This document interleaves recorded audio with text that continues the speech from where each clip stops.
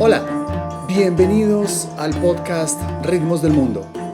Aprovechando la cuarentena, hoy empezamos una serie de especiales sobre viajes musicales. Vamos a empezar con un viaje muy especial. Era el año 2003. Yo estaba a punto de graduarme, yo estaba estudiando música, composición.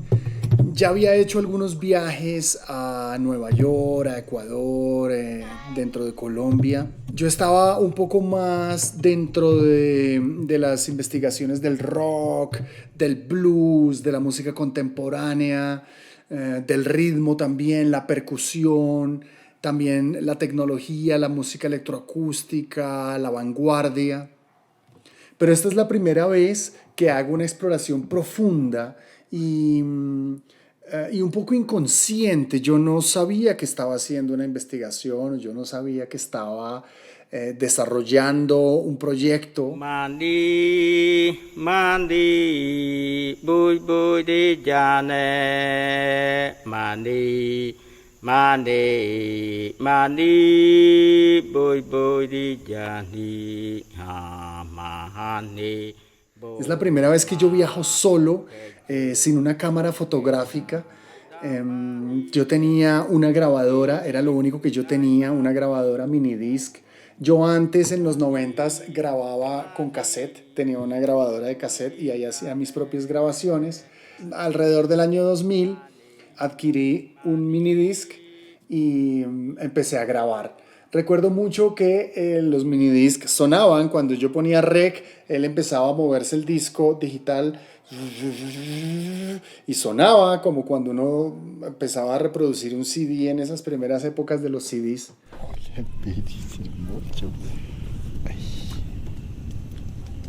Estoy en el segundo día, 5 de la tarde, un gran día. Yo empecé a grabar de todo, tenía una afición por grabar sonidos y luego escucharlos, era un ánimo por crear bancos de sonidos de absolutamente todo. Yo andaba con mi grabadora para todo lado y ponía grabación cuando alguien grababa o en la calle, la gente o los buses, que para mí representaban mucho más que una fotografía, representaban casi un ambiente tridimensional. Y luego sentarme a escuchar estos momentos sonoros, estos paisajes sonoros, era maravilloso. Desde ahí tengo mucha admiración por los viajeros que graban paisajes sonoros, que llevan su grabadora y que van grabando momentos, que coleccionan momentos, como coleccionar fotografías, pero son momentos únicos e irrepetibles a nivel sonoro, como material plástico para producir música o simplemente como referencia sonora y como patrimonio cultural. Entonces lo que vamos a escuchar en este podcast es material sonoro, son historias contadas por el sonido.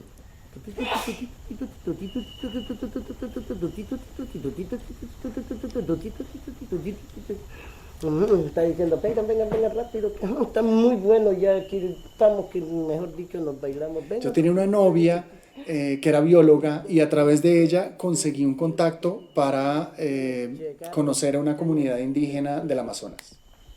Empezó ya para el otro grupo de abajo.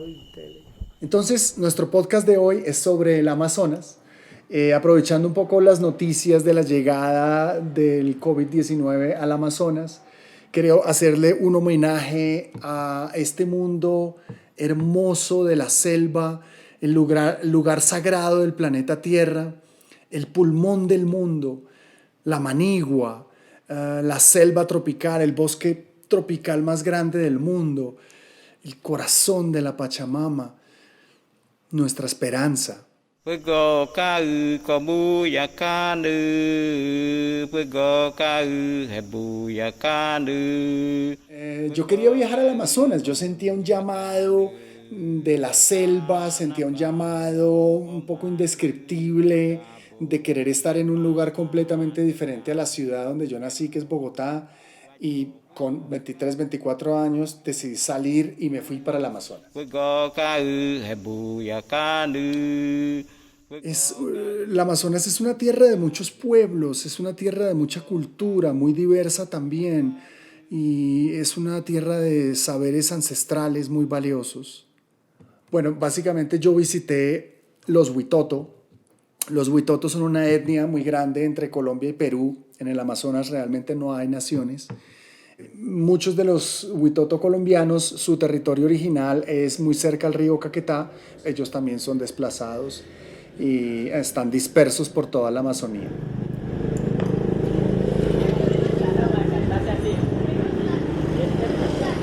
Entonces yo tomo un avión, Bogotá-Leticia. El único contacto que tengo es de alguien que dice que yo le digo la hora que voy a llegar y dice que me va a recoger. Casualmente hay otros 2 extranjeros conmigo, un extranjero de Chipre y un colombiano que le ayuda en la traducción, y resulta que ellos también se van a quedar en la comunidad conmigo. Este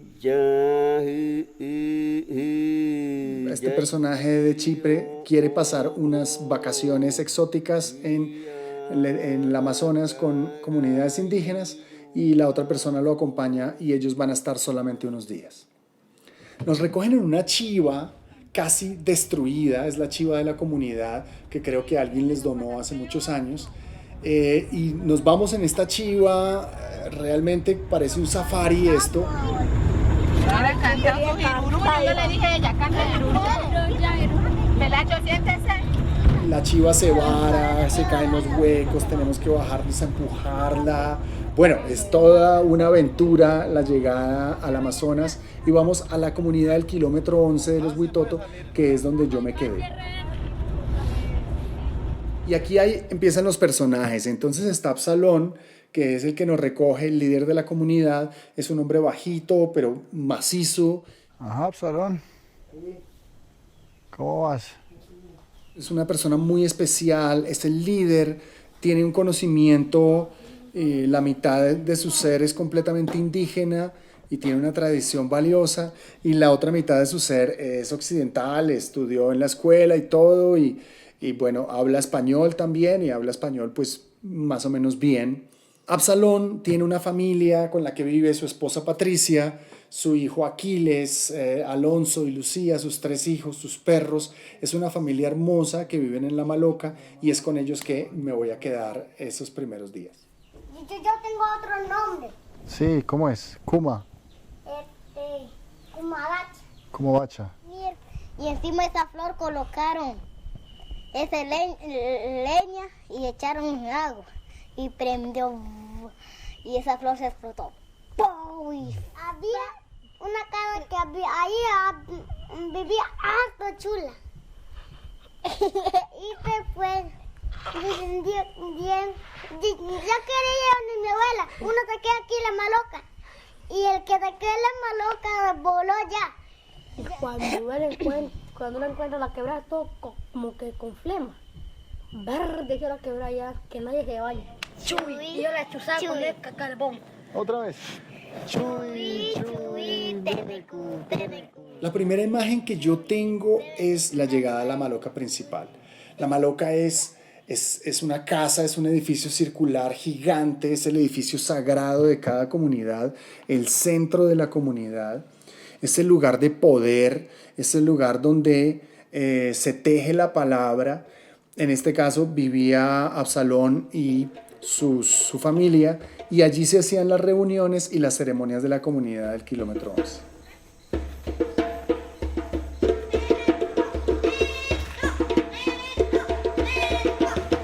Bueno, hicimos muchas cosas al principio. Al principio fue un poco turístico, porque estaban estos 2 personajes haciendo turismo. Nadamos en el río. ¿En Putumayo vive? Tuvimos todas las historias del río Tacama. Hay una quebrada que el agua es negra. Usted no puede meter la mano así porque ya... Hablamos sobre las pirañas, los peligros. Aquí hay pirañas, Sí. pero solo no atacan. Aquí había un gringo que hacía experimentos con anguilla. Y la anguilla prende un bombillo. También tuvimos una caminata nocturna por la selva en donde se iban contando historias sobre la selva misma y sobre los sonidos de la selva.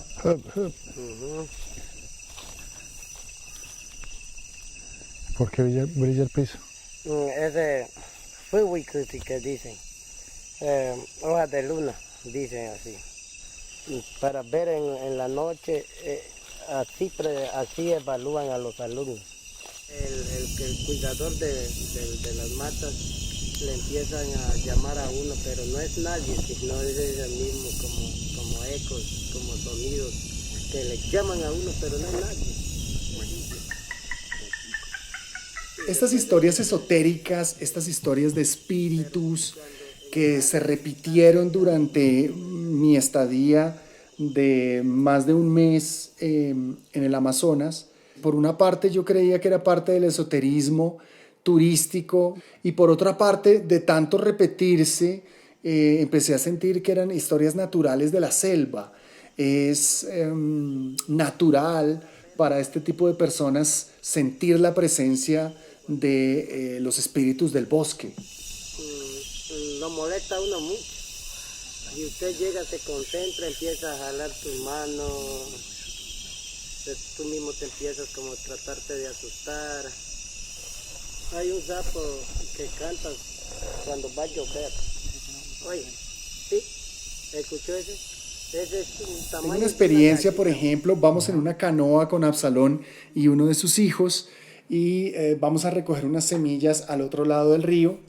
Estamos navegando ya por una hora, llegamos ya al otro lado y Absalón se está bajando de la canoa, está trayendo la canoa a la orilla y en un momento dado se monta una serpiente en nuestra canoa.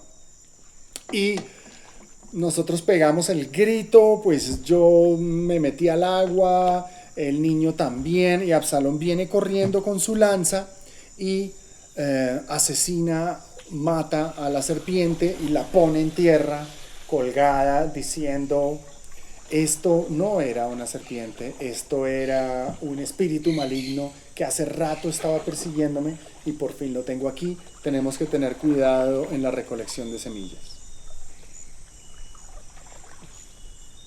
Hay muchas experiencias con los espíritus del bosque. Hay una conexión muy interesante entre la madre naturaleza y lo invisible.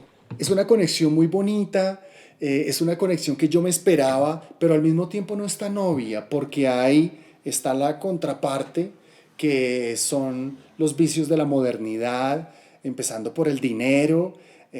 Con el dinero, claro, compran comida, compran cosas, compran ropa, pero también entonces compran DVD y para ellos pues ver un DVD es algo maravilloso, ver películas. Hay televisión, pero la televisión es muy mala. Recuerdo una historia que estamos viendo un partido de fútbol de la selección Colombia y alguien está teniendo la antena y se ve muy mal. Y bueno, la gente está feliz desde el Amazonas también viendo fútbol.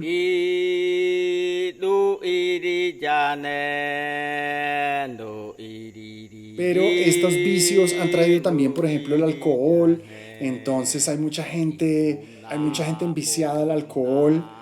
Recuerdo una historia que estamos construyendo una casa para uno de los miembros de la comunidad. Yo voy una tarde a ayudarles. Sé que ellos están trabajando por licor. Ellos no les interesa el dinero ni otra cosa. Están ayudando a la comunidad, pero lo único que piden para eso es tener su licor para estar bebiendo día y noche y así poder resistir 3-4 días de construcción. Sí, yo voy bien, pero apenas yo miro mujer me desconcentro. No, eso usted no tiene que mirar mujeres. Pero es que los ojos de uno pues son morbosos. No el corazón, no el cuerpo, los ojos de uno. Hay una poca conciencia ambiental. Yo pensé que yo iba a esas tribus del Amazonas donde había una gran sabiduría ancestral y no siempre la hay. Los animales están lejos, han huido porque se ha hecho una cacería y casi que han desaparecido completamente. Es una cacería con rifle, indiscriminada un poco, ya no existe ese rito de la cacería antiguo, o por lo menos que nosotros creemos que existía en estas comunidades indígenas.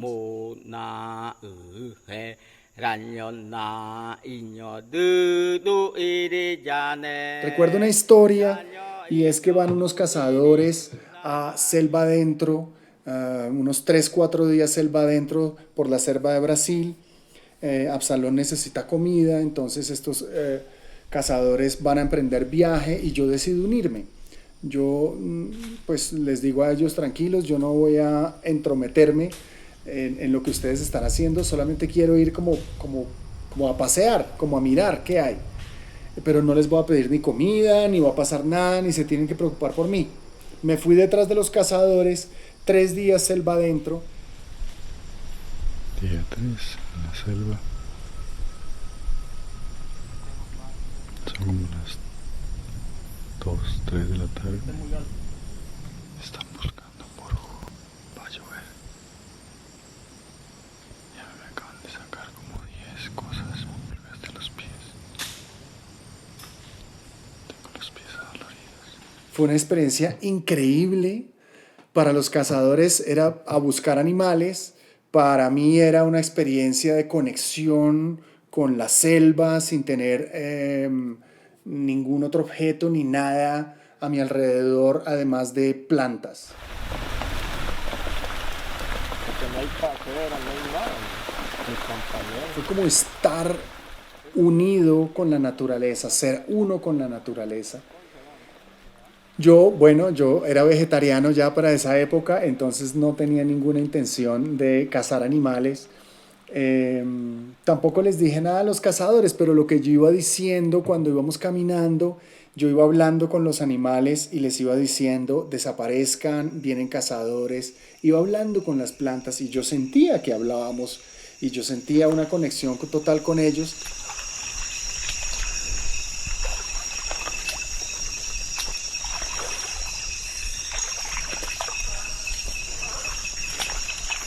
Y en los 3 días no pudieron cazar nada, tuvieron que comer pescado, un pescado pequeño al día, mientras yo lo que llevaba era mi casabe, mi bolsa de casabe, que es una yuca muy popular, como una harina de yuca muy popular en el Amazonas, y llevaba una lata de frijoles, y eso fue lo que yo comí en 3 días. Yo estaba feliz, mientras que ellos estaban realmente muy preocupados. Me tocó compartirles un poco de mi comida porque ellos realmente no pudieron cazar nada. Hoy es el 4º día aquí en Selva Adentro. Estamos con el negro, con Teófilo. Teófilo, ¿dónde estamos? Cuéntenos. Cuéntele a mis nietos. Estamos aproximadamente al oriente dentro Selva Brasil. Selva Adentro, una quebrada llamado San Antonio. A ver, negro, ¿qué ha pasado con la cacería? Cuéntele a mis nietos. Pues llegando el primer día que llegamos acá al campamento en la quebrada San Antonio, tuve un mal presagio porque había mucho trueno, hizo un tiempo malo en pleno sol, y eso quiere decir que este monte es bravo, tiene dueño, las cabeceras. Debido a eso, pues la cacería sí había, pero el dueño de este monte me estaba mezquinando la cacería. Por más que le disparaba, no le pasaba nada a los animales. Y una experiencia que lo vivimos anoche, antes de este día que nos vamos, que a 5 metros Teófilo disparó una boruga. Él es una persona que nunca falla, ni siquiera estando tomado, y no le pega, ¿no? Entonces es una experiencia que nunca se puede olvidar. Entonces eso nos demuestra que la maremonte, pues que hay por estos lados, que el Monte Bravo está mezquinando la cacería porque no hicimos pagamento.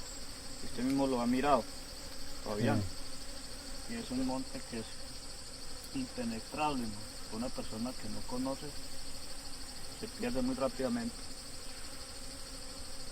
Es algo como misterioso, peligroso y único. Pero esto para mí es la vida, en medio de la naturaleza, donde no hay contaminación, el oxígeno es puro. La única música que sentimos son los sonidos de los insectos y los pájaros, el sonido del agua, la lluvia. Eso es nuestra música. Y saber aprovechar eso. Y cuando usted siente el frío, te hace picar 2 abejas.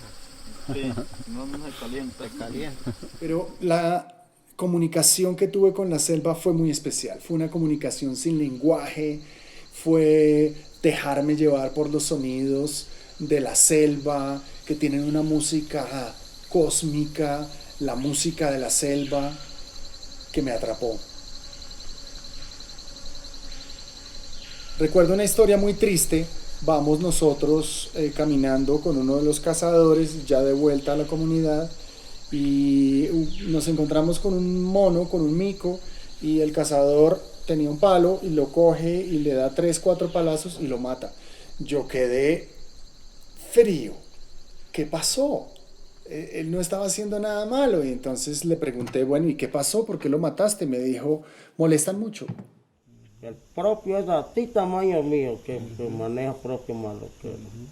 Esta gente sí conserva su plumaje todavía, no es como nosotros que ya no conservamos. Antes conservábamos, ahorita ya. Otra parte de la cultura muy importante del Amazonas es el mambe. Es este polvo verde que machacan las hojas de coca y las mezclan con las cenizas de yarumo. Y este consumo es muy normal en el Amazonas. En la Maloca hay un lugar específico donde los hombres se sientan durante la noche, especialmente con fuego y con mambe, y empiezan a tejer la palabra. El fuego es el guía y el mambe les da el poder para caminar estos recorridos de palabra. Ahí se transmiten unos conocimientos cosmológicos, mitológicos muy importantes. Desafortunadamente también me daba cuenta que hay demasiado consumo de esto, ya es un poco como un vicio. Tú estás ahí trabado, Matías. Ahora te vas a enfermar, ¿quién te va a curar, tío? Estuvimos en un festival en el kilómetro 6, era una celebración muy bonita en donde hombres y mujeres se dividían para danzar en una maloca. Llegamos, había mucha gente, estuvimos hablando, había muchas totumas con caguama, que es la bebida tradicional que ellos beben. Ellos se sientan a consumir coca, caguama, a tejer la palabra, y en un momento dado empiezan las canciones y nos vamos todos a bailar.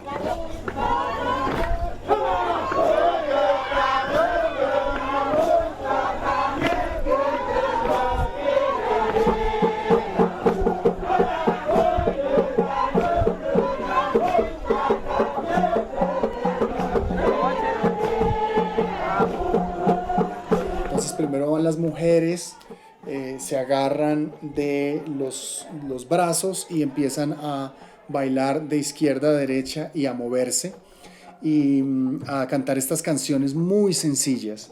Luego entran los hombres a hacer lo mismo. Yo sentía un trance, sentía unos momentos indescriptibles de una música muy sencilla, muy repetitiva, pero muy profunda.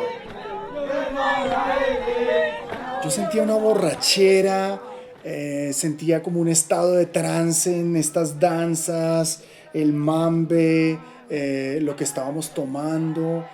Fue una noche muy especial, muy rara. No fue una fiesta normal, fue una ceremonia. Ellos están celebrando la creación.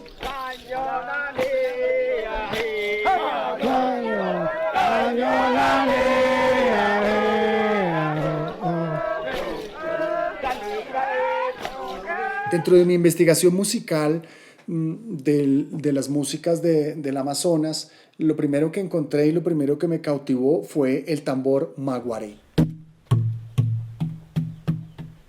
Estos tambores sirven para la comunicación. Hay una comunicación acústica entre los cauces de los ríos y las paredes de los bosques, donde se pueden comunicar muchos kilómetros, dicen que más o menos 20 kilómetros, por una especie de código Morse.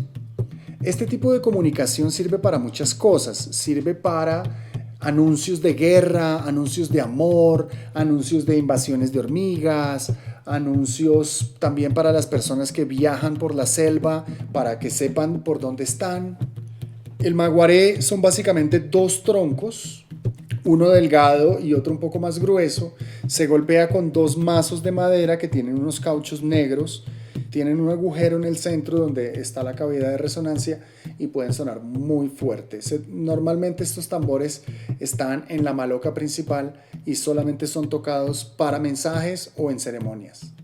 No solamente eso, además hay una ceremonia para hacer estos tambores. La noche anterior a ir a cortar los árboles hay una fiesta.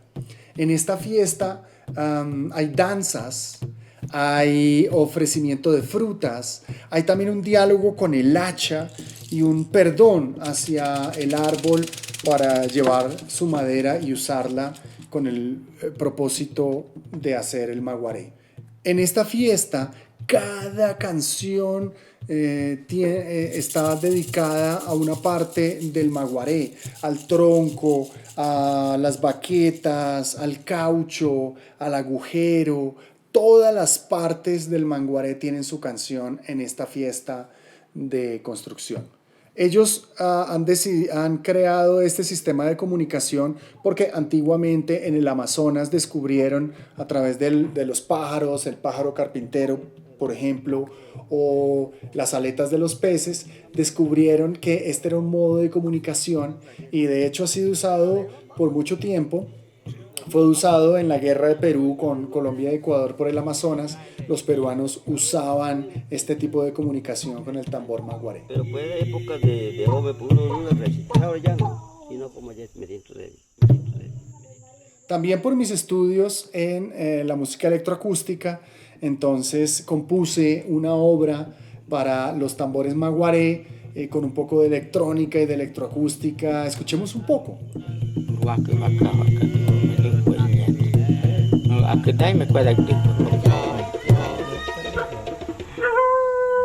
Fue algo muy raro. Yo era una persona normal, tenía mis amigos normales en la universidad, pero cuando llegué al Amazonas decidí callar. No quería ser parte activa de lo que estaba pasando. Quería simplemente escuchar y dejar que las cosas fueran. Al principio, cuando estaban los turistas, todo fue un poco más turístico, pero cuando se fueron los turistas, pues yo quedé ahí. Los primeros días estaban pendientes de mí, sabían de mi existencia, pero a raíz de que yo no hablaba, de que yo no era una persona interesante, perdieron el interés por mí y ya no existía. Y de esa manera pude darme cuenta cómo es la realidad de la comunidad y de los indígenas sin que estén pretendiendo por el turismo o haciendo cosas para mí. Es la cabeza, viñero, güey. Pero te lo te comes con factar y todo, me te. Yo no soy capaz de eso, tú eres me hay de. Gringo no me viste.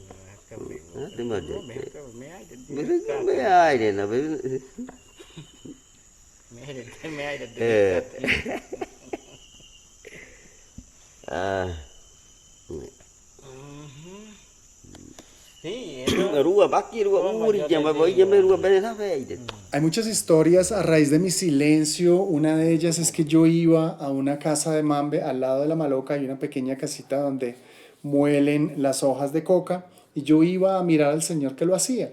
Y el señor me decía, bueno, ¿y usted qué va a ayudar? ¿O familia Miranda o qué? Y yo le decía, bueno, listo, pues voy a ayudar un poquito. Y le ayudaba y sentía una conexión muy especial por mi silencio, por no estar queriendo hacerles preguntas o no querer intervenir. Simplemente quería estar ahí y vivir lo que se vivía con ellos. Eso me dio muchas posibilidades muy hermosas. Había espíritu escuchando. Ah, sí. Entonces tocó hacer qué. Pues decir que no estamos aquí con malos pensamientos. Cuando terminé mi proyecto con ellos les escribí una carta. Dice, estuve y no estuve con ustedes. Me perdí de los míos y de todos. Fue como un sueño sin experiencias, un momento en blanco, algo que yo así quería, algo que yo buscaba y gracias a que me aceptaron quedarme un tiempo con ustedes, logré aquella purificación. Mi única explicación era desaprender, palabra que no significa no aprender sino limpiar. Dejé que mis pelos crecieran, dejé que las cosas ocurrieran, que los días pasaran y que se hablara lo menos posible. Si nos viéramos ahora, tal vez no me reconocerían. El tiempo que estuve con ustedes no fui yo. Y al llegar aquí, donde mi sobrino, pues le estoy enseñando cosas buenas, canciones de alabanza, para que él tenga algo en sus conocimientos y todas esas cosas.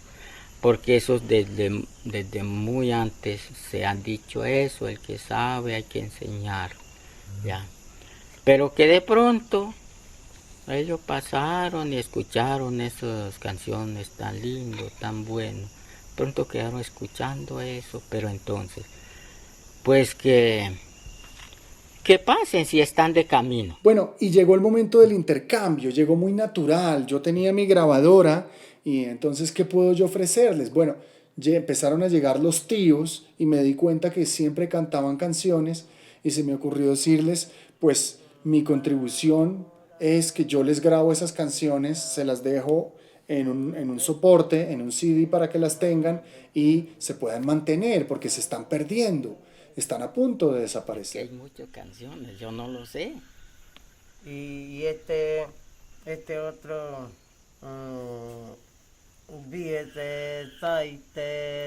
también, yo no lo sé. Vamos a grabar lo que yo sé, ¿ya? Los míos, lo que yo tengo en mi canasto, como quien dice.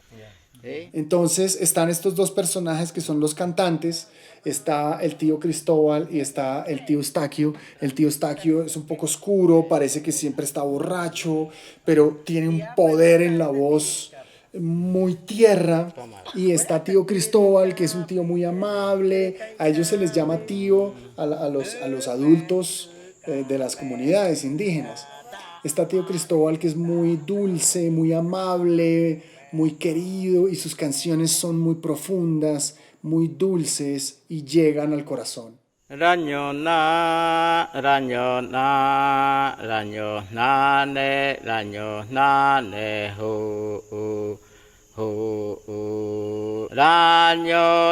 ni, ya, he, ya,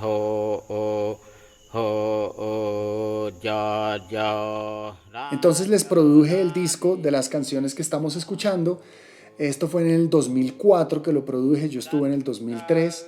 Se llama Cantos Ceremoniales de los Huitoto. Tengo creo que una canción en SoundCloud, la pondré en el link para que la escuchen si quieren, pero solamente existen, las tengo yo y las tiene la comunidad del Amazonas. Aunque estaría dispuesto a dárselas al Ministerio de Cultura como conservación nacional.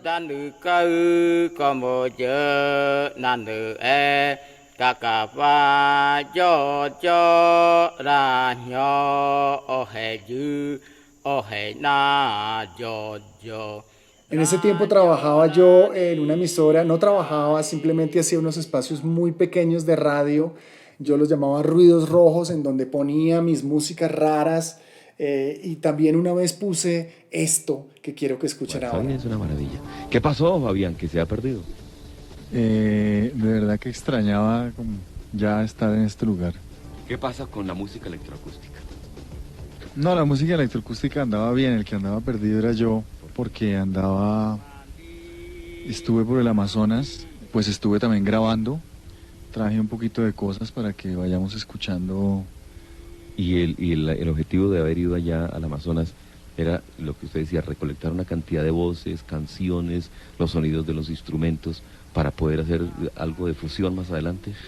Es que hay que salir sí, y escuchar claro. Otras cosas. Sí, y un compositor electroacústico es fascinado en la selva grabando un pajarito, un arroyito o un canto de alguien que pasa. Bueno, y finalmente, después de estar con los Huitoto, me fui a estar un tiempo con los Yaguas, pasando a Puerto Nariño. Estoy en la comunidad de los Yaguas, en La Libertad. Pero quiero decir que es un lugar con completamente hermoso. Y yo solamente quería estar unos días con ellos, venía con mi filosofía de no hablar, que no sabía por qué lo hacía. Mira, Fabián, mi abuelo contaba, o mi papá cuenta de las historias de los antiguos. Los indígenas Yagua son de origen peruano, que han venido desde cordillera de los Andes. Los indígenas Yagua no tienen territorio, pues son recolectores y cazadores, y con los huesos y las plumas y las escamas hacen las artesanías. Él es como un niño así pequeño. Es una cosa increíble. Él viene, entonces nosotros le hablamos en idioma, nos contesta qué cantidad de chicha hay, si va para cuántos días. Es una persona, pero no se lo puedo tocar porque él tiene mucha energía. Si tú lo tocas, lo mata porque a ti no te conoce. Entonces el chamán tiene que hacer las operaciones con él, hablar que estos son mis hijos, mi familia, qué cosas. Esos son espíritus de los Yagua. Y este señor guía me insistía que tomáramos yagé, y yo le decía, no me interesa, ya he tomado yagé, pero estoy aquí en otras, para una especie de desaprender. El yagé sale de un bejuco también, que el primer hombre que ha vivido con su abuela. Yo tengo toda la experiencia, que yo soy indio propio Yagua, que los Yagua son de origen peruano, que son ayahuasqueros. Y una noche que yo estaba viendo las estrellas, estaba sobre una roca, llegaron ellos con una botella de aguardiente en la mano, él, el guía y su padre, un viejo, y llegaron así, oye, ven, vamos a tomar, y yo decía, no quiero. Y finalmente este señor empezó a cantar y empecé a dejarme encantar, a dejarme embrujar por sus cantos y me llevaron. Anoche estaba viendo las estrellas y que si podía pagar por algo de chamanismo y algo así. Bueno, yo me las olvidé re feo y que tenía y que vamos, que se te va a limpiar. No pude como escaparme, aunque confié. De hecho fue completamente un purgante. Vi cosas, no sé, como animales extraños, como que todo se movía. Vi unos colores fosforescentes increíbles, como en las plantas.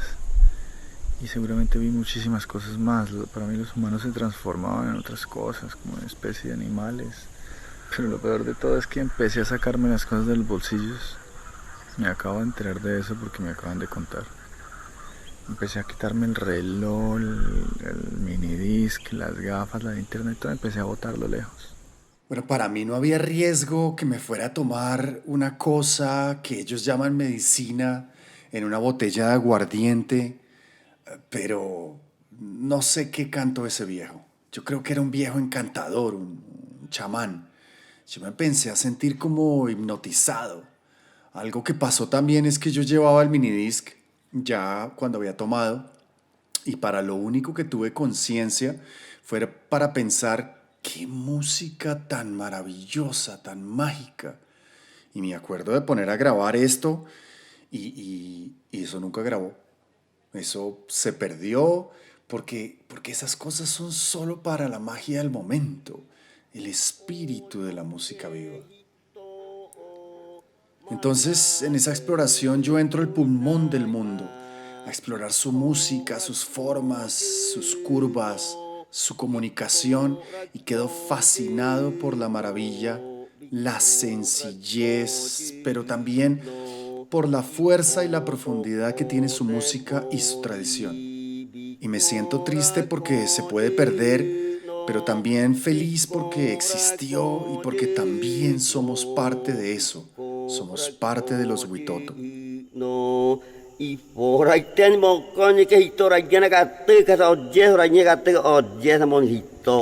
A ver, no sé más canciones, si no, pues hubiera cantado ya suficiente, yo creo. Bueno, este fue el podcast de especiales de Viajes sobre Música. Nos vemos la próxima vez. Sigan escuchando música.